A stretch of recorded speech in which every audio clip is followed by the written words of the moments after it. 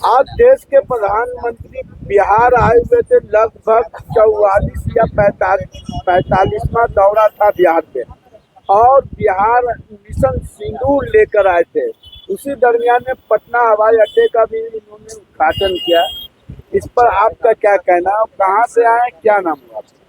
जी, सबसे पहले बात तो मैं अपना परिचय दे दूं। मैं किशनगंज बिहार से बात कर रहा हूं।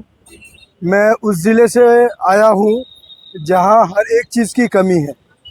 हमारे माननीय प्रधानमंत्री जो आज पटना आए थे, ये अच्छी बात है, आना चाहिए बिहार में।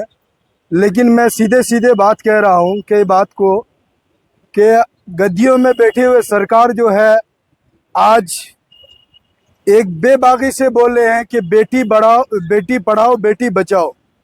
लेकिन मैं माननीय प्रधानमंत्री या श्री नीतीश कुमार जी जितने भी गद्दियों में बैठे हुए हैं, जो राज करते हुए आ रहे हैं, वो इस बात को बता दे कि हमारे पूरे बिहार में, हमारे इंडिया ओवल्स में, जो पूरे इंडिया में कौन ऐसा बेटी सुरक्षित है?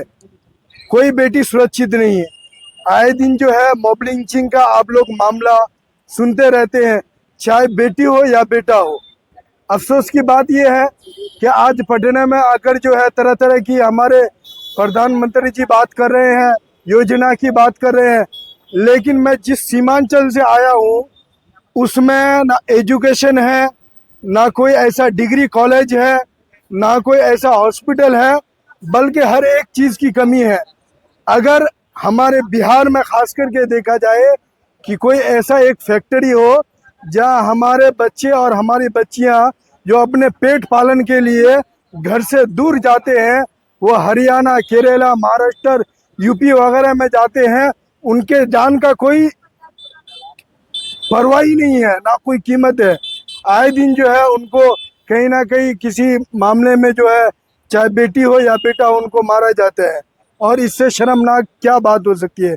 मैं प्रधानमंत्री को ये कहना चाहूँगा कि आप जिस तरीके से योजना के बारे में कह रहे हैं, आप पटना में, गया में, या जितने हमारे इस क्षेत्र में बिहार में आते हैं, उसमें आप ऐसा फैक्ट्री लगाइए, ऐसा कोई ऐसा काम करवाइए कि हमारे बच्चे जो है दिल्ली, मुंबई, केरला वगैरह जाना ना पड़े, बल्कि यहाँ पर जो है उनको काम मिले, यहाँ रोजगार उनकी हो।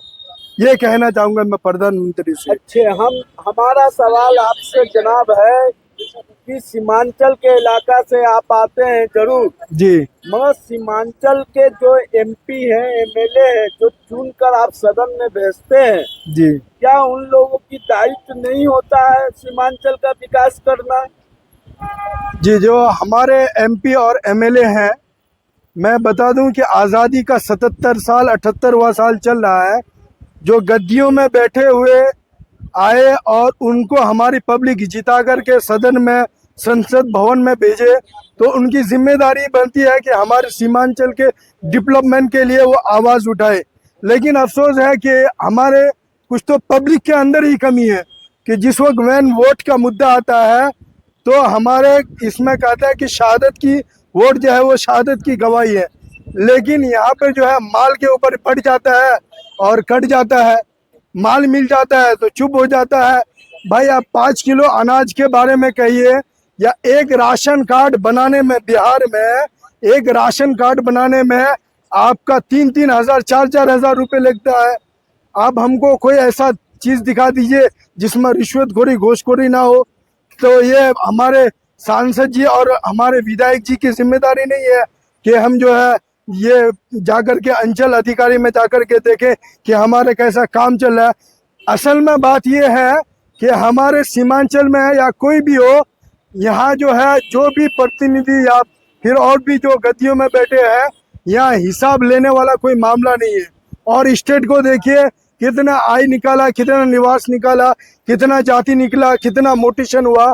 ये अगर हिसाब किताब शुरू कर दे और दलालों को अगर दूर कर दे, तो बिहार की जनता जो पेट को कमा करने के लिए अपने जान माल को कुर्बानी करके अगर वो पैसा कमाने के लिए रखता है, अपनी बेटी की शादी के लिए, अपनी बच्चों को घर बार बनाने के लिए, अगर 1 कट्ठा जमीन है तो उसकी मोटिशन में पूरा पैसा को खर्च कर देता है। 5 साल का पैसा को एक मोटिशन करने में या फिर और कुछ काम करने में तमाम पैसों को खर्च करते हैं। क्या अच्छा हमको आपके बातों से ये लग रहा है कि बिहार में क्या विधानसभा चुनाव जो होगा 2025 में उसमें परिवर्तन होना चाहिए हाँ होना चाहिए, है।